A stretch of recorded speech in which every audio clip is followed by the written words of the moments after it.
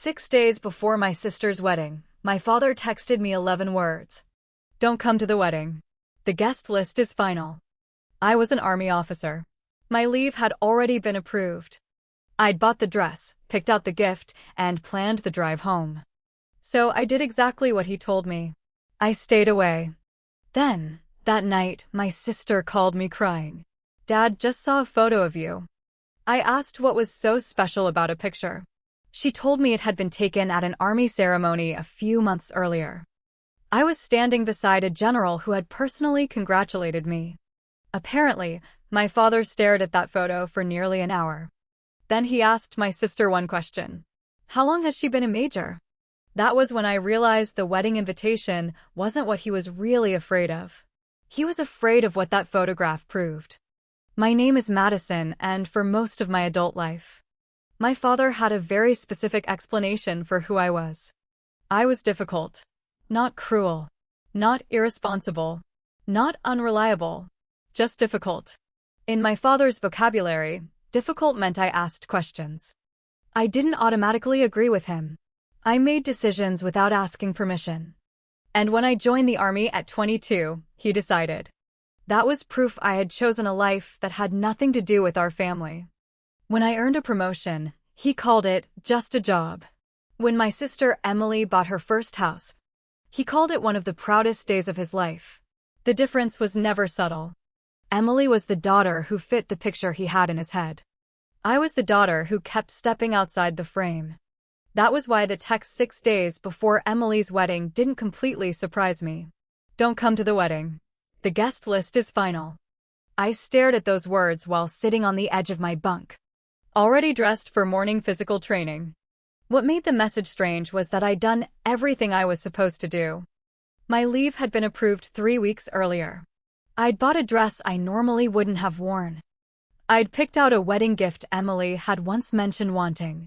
I'd planned the drive and intended to arrive early enough to help with the last-minute chaos. I wasn't trying to make the wedding about me. I wanted to be there for my sister. So I read the message again. There was no explanation, no apology, no invitation to discuss it. Just a decision. I called my mother. No answer. Then I texted Emily. Did you know about this? Nothing. For the rest of the day, I went through my normal routine. Training, briefings, work. The kind of schedule that lets you put something painful into a small box and refuse to open it until later. That night, I convinced myself it didn't matter. If Dad didn't want me there, fine. I would stay away. I didn't realize yet that my absence was exactly what he wanted. Shortly after 11 that night, my phone rang. It was Emily. Her voice sounded different. Dad just saw that photo. I sat up. What photo? She took a breath. Someone from Dad's old unit posted a picture from your ceremony in the spring. I knew immediately which one she meant. Months earlier, at an army ceremony, I'd been standing beside General Samuel Whitmore after my unit received recognition for its work. Someone had taken a photograph while we were talking. I hadn't posed for it. I hadn't posted it. I hadn't even known the picture existed. But my father had seen it. And apparently, he had not liked what he saw. He asked how long you've been a major, Emily said. I went quiet. My father didn't know my rank. Not because I'd hidden it. Because he had never cared enough to ask. I explained that the ceremony had been official. And that my rank had been on my uniform for years. Emily hesitated. Then she told me what Dad had said. He believed I deliberately posed beside the general to embarrass him. I almost laughed. Not because it was funny. Because it was so disconnected from reality that I didn't know what else to do. But then Emily said something that changed the entire conversation. Dad said you weren't supposed to be there. I frowned. Where? The ceremony. That was the moment I understood the photograph wasn't really the problem. The photograph simply showed something my father couldn't control. It showed me standing confidently in a uniform he had spent years treating as evidence that I had rejected the family. It showed another senior officer respecting my work. It showed a life I had built without needing his approval. But there was something else. Emily's voice became quieter. There's another thing Dad has been saying. What? He told David that you don't have any claim to Grandpa's estate. I stopped moving. I hadn't known I had a claim. Our grandfather had died years earlier. After his death, Dad had taken over handling the remaining family assets. Nobody had questioned him. At least, nobody had questioned him openly. But suddenly, his decision to keep me away from the wedding felt different. I thought about the timing, the guest list, the photograph, the estate. The way Dad had become unusually interested in what other people thought about my military career. It didn't feel like coincidence anymore.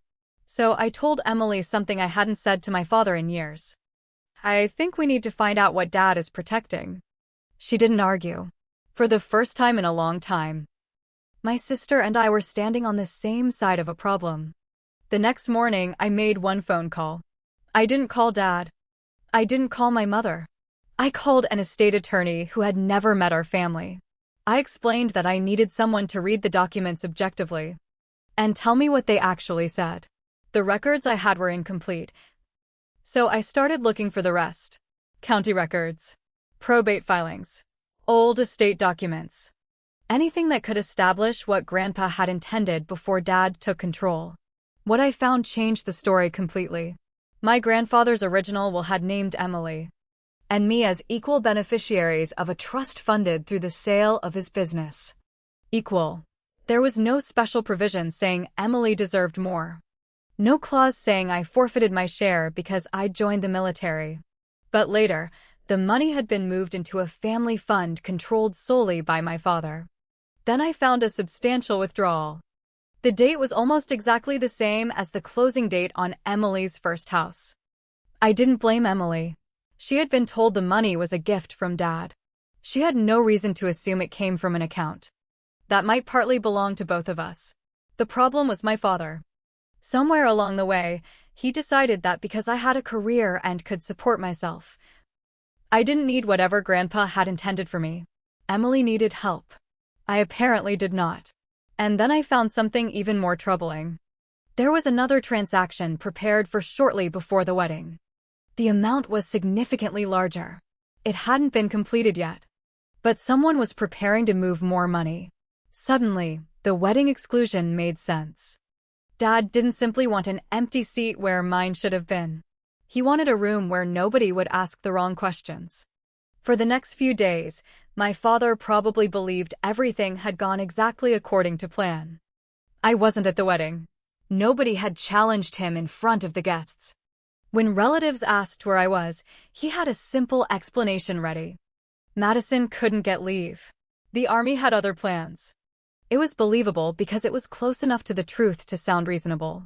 My leave had been approved. He simply didn't mention that part. Emily later told me nobody questioned him at the reception. They accepted the explanation, congratulated her, took photographs, and moved on. Richard had controlled the story. At least, that's what he thought. Because while he was enjoying that temporary victory, 3 separate things were happening that he hadn't planned for. Emily was starting to question what she'd been told. David had seen the folder. And I was tracing the money. The folder appeared almost by accident. David had stepped into my parents' home office during the reception to look for a phone charger. He wasn't investigating anything. He simply noticed a manila folder sitting beneath a stack of unopened mail. The label read, Estate Final. David opened it just enough to see numbers. A reference to a fund transfer and a signature line that had not yet been completed. He put it back exactly where he'd found it. But the image stayed with him. 2 days after the wedding, he asked my father about it. He didn't accuse him of stealing anything. He simply asked what the transfer was and whether it involved Emily's inheritance. My father immediately shut the conversation down. This is a family matter. David's answer was simple. It becomes my matter when my wife's inheritance is involved. That was apparently enough to end the conversation. David called me that evening. I barely knew him. He was my sister's new husband. And we'd only met a handful of times. But his voice was steady. I think your father is about to transfer something that doesn't fully belong to him. I didn't answer immediately. Part of me still wanted to believe there was an explanation. Another part already knew there wasn't. Then Emily called. She had found a copy of the same document near the office printer. This time, she had read it. She had seen the amount. She had seen Grandpa's original will referenced in the paperwork. And she'd seen the most important detail. My signature line was still empty. Whatever Dad was preparing to do, he knew I had not agreed to it. That was when the pieces finally connected. The wedding wasn't simply an act of cruelty. It had been useful. If I was absent, I couldn't ask questions. If Emily was celebrating, she was less likely to examine the financial documents. If relatives believed I'd chosen the army over my sister, nobody would wonder why I wasn't there. And if Dad could finish the transfer quietly, he could present the result as another family decision that had already been made. There was only one problem. He had mistaken silence for surrender. I didn't confront him immediately. I hired an estate attorney. Not someone who knew my family. Not someone who would take my side because of a personal relationship. Someone who could look at the documents and tell me what they actually meant. That distinction mattered. I wasn't interested in revenge. I wasn't interested in embarrassing my father. I wanted an answer. Was the money supposed to belong equally to Emily and me? If so, how had it been moved? Who authorized the previous withdrawal? And what exactly was this new transfer supposed to accomplish? Here is the thing about paperwork. People can argue with you. They can accuse you of jealousy. They can call you difficult. They can tell relatives a version of events that makes them look reasonable. But documents are much harder to intimidate. The original will said what it said. The dates were what they were. The withdrawal existed. The pending transfer existed. And my signature was missing. That missing signature became more important than anything my father could say. He had spent years teaching our family that authority belonged to the person who spoke with the most confidence. But financial records don't care who sounds convincing. They don't care who is the parent. They don't care who is the favorite child. They don't care who gets invited to the wedding. They simply preserve what happened. And once I understood that, I stopped trying to convince my father of anything. I didn't need him to agree with me. I needed the truth documented. 3 days after the wedding, my father called Emily and David to a family meeting. He described it as a chance to clear the air before things got out of hand. He didn't invite me. Emily invited me anyway. I drove to my parents' house that Sunday morning without telling my father I was coming. When I walked through the door, I saw his face change. It lasted less than a second. Surprise. Then irritation. Then the familiar expression of a man who believed he was still in charge. "You weren't invited," he said. I set my bag on the coffee table. "I know." He looked at Emily. Then David. Then back at me. "And yet somehow you're still causing problems." I didn't answer. I unzipped my bag. Then I placed the first document on the table. My grandfather's original will. My father's expression changed. Just slightly. But I saw it. Then I placed down the paperwork establishing the family fund, the previous withdrawal, the pending transfer, and finally, the document with the empty signature line. For years, my father had controlled conversations by making them emotional.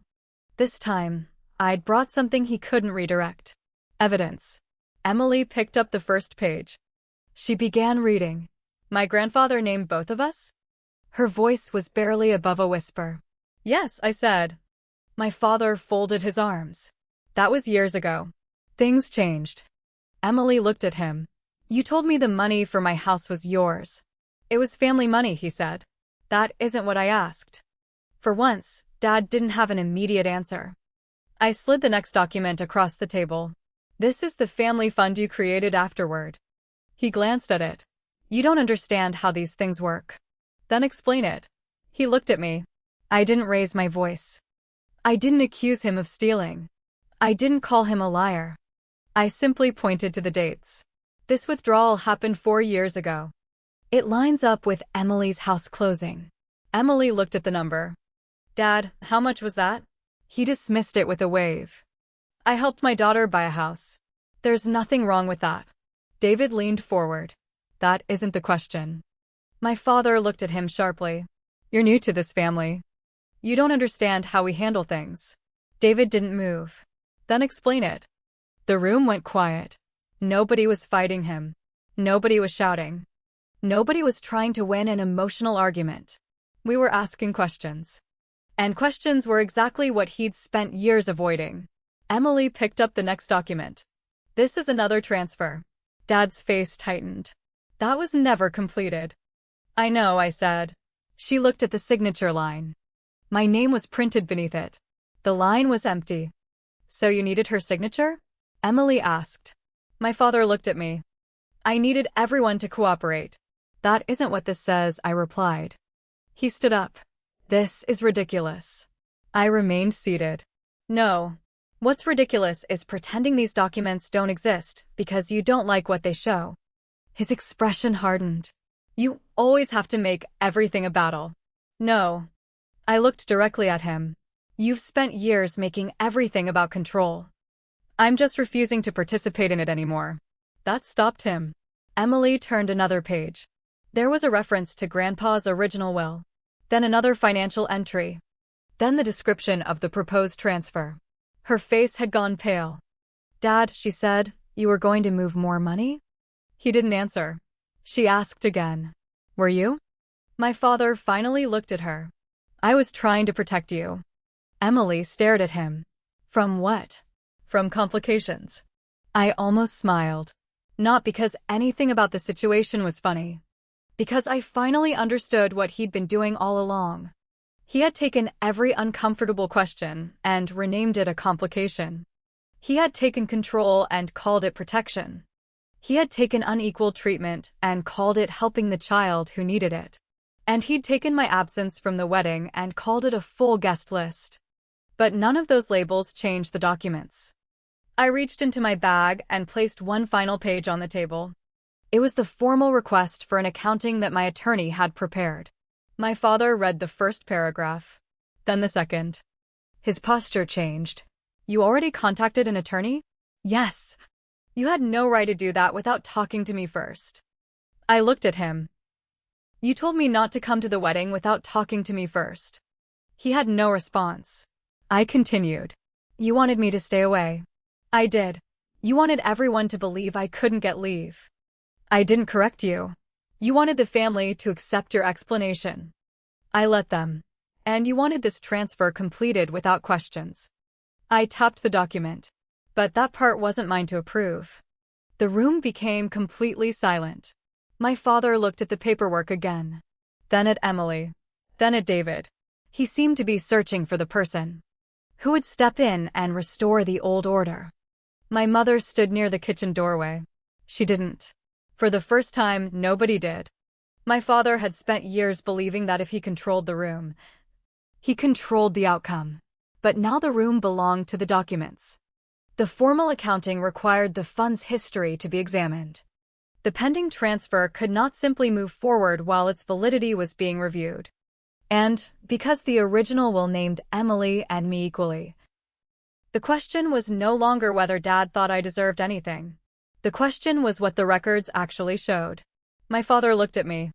You're really going to do this to your own family? I answered quietly. I'm not doing anything to the family. I pointed toward the papers. I'm asking the family to stop doing things in secret. That was the moment his expression changed. Not anger. Not disbelief. Something closer to recognition. He finally understood that I wasn't trying to beat him. I had simply stopped playing the game where he made the rules. He looked at the pending transfer one more time. The same document he'd apparently expected to finish without my involvement. The same document that now connected the current transaction to the original estate. The same document with my signature line still empty. Then Emily spoke. This isn't happening. Dad looked at her. She held the paper in both hands. Not like this. My father opened his mouth. Nothing came out. That was the exact moment his strategy collapsed. The daughter he'd excluded had returned with the records. The daughter he'd claimed to protect had discovered what she had been given. The son-in-law he'd told to stay out of family business had asked the question nobody else wanted to ask. And the transfer he'd expected to finalize quietly had become the document. That forced everything into the open. He had tried to remove me from the room. Instead, He'd removed the one thing protecting his version of the story. Silence. The formal accounting moved forward. The pending transfer was stopped pending review. An independent review of the fund was ordered. Nobody had to threaten my father. Nobody had to expose him on social media. Nobody had to destroy his reputation. The paperwork did something much more powerful. It made the truth impossible to keep private. My father had spent years believing that authority meant deciding who got a seat at the table. That afternoon, he learned something he should have understood much earlier. You can control an invitation. You cannot control evidence. The review eventually confirmed what the original documents had already suggested. My grandfather had intended Emily and me to receive equal shares. The family fund had been handled differently. My father lost control of it. An independent trustee was appointed to manage what remained and make sure the estate was handled according to the original instructions. Emily wasn't forced to give up her house. That wouldn't have magically repaired what had happened. Instead, she had to face something more uncomfortable. She had benefited from a decision she'd never known to question. A week after the family meeting, she called me. I should have asked, she said. I knew what she meant. She should have asked where the money came from. She should have asked why I wasn't included. She should have wondered why Dad always seemed to have an explanation ready whenever the subject involved me. I didn't tell her it was all fine. Some things aren't fixed by pretending they never happened. I simply told her, now you know. That was enough. My mother apologized too. Not dramatically. She didn't try to excuse my father or rewrite the past. She admitted that she'd chosen silence because she thought silence kept the peace. Then she finally understood that silence hadn't created peace. It had only allowed the problem to continue without being challenged. As for my father, he never gave me the apology I once thought I needed. Maybe that was the strangest part. Years earlier, I would have done almost anything to hear him say he was proud of me. After everything that happened, I realized I didn't need it anymore. He had spent years trying to convince me that my independence was a rejection of the family. The photograph had shown the opposite. I'd built a life I was proud of. I'd earned my position. I had people outside that house who respected my work. And none of it required my father's permission. I went back to base. Life became ordinary again. Briefings. Training. Long days. The familiar rhythm of a career I'd chosen long before. My father decided it represented some kind of betrayal. But something between Emily and me had changed. We started talking more. Real conversations. Not the polite conversations reserved for holidays and family gatherings. We talked about what had happened. We talked about Grandpa. We talked about how easily a family can accept a story when the person telling it has always been treated as the authority. And slowly, we started building a relationship that didn't depend on our father's approval. A year later, I came home for Thanksgiving. Emily opened the door before I knocked. She hugged me tightly. Inside, the table was already set. Food was waiting. Music played quietly. Everything looked familiar. Except for one thing. There was an empty chair where my father usually sat. I looked at it. Where's Dad? Emily paused.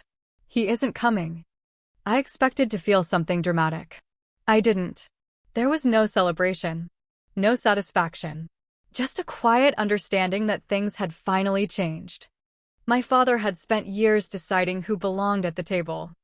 Eventually, he discovered that controlling the guest list doesn't guarantee that people will keep saving you a seat. Emily looked at me. I wish things had been different. So do I. I sat down.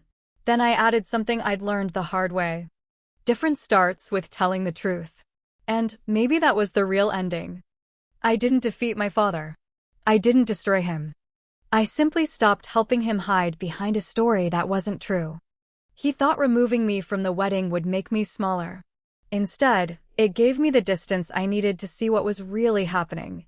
And that photograph he hated so much? It's letting the truth speak for itself.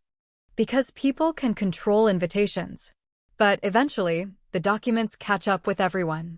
And when they do, you don't need to shout. You just need to be ready to read them.